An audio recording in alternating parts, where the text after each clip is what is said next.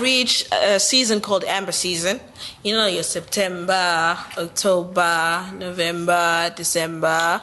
Those are your amber seasons, and it's one of the most seasons where for some families, you lose a lot of family members because of accidents. A lot of things happen physically, spiritually, emotionally, every single thing. It's one of your end year type of vibe that is currently going on.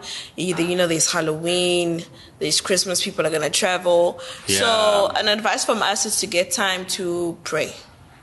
If there's a season that we could all be prayerful, is this season right now. It's a season not to mess with.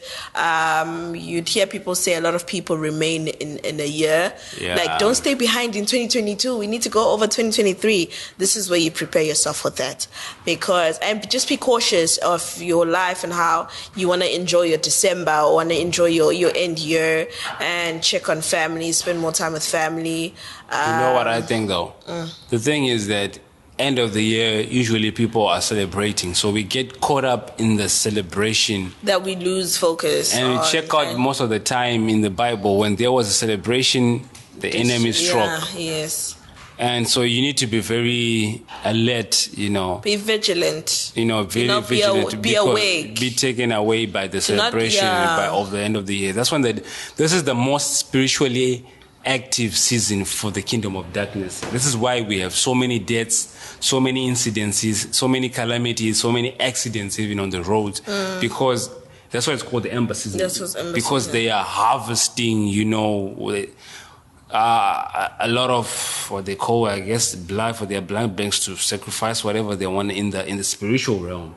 So it's a spiritual warfare going on. And that's why it's important for what you're saying, that it's important to be cautious of what we do, to pray for ourselves, pray for our families, because in this season, a lot of things go wrong, if not care is taken. So it's besides celebrating, but we also need to be very intercessive for ourselves and for our families, because the enemy strikes in the ignorance of celebration. So, don't get caught up in the celebration of the year, New Year, Christmas, Thanksgiving in America. We don't do Thanksgiving. You have people doing Halloween, what. You just got to be cautious.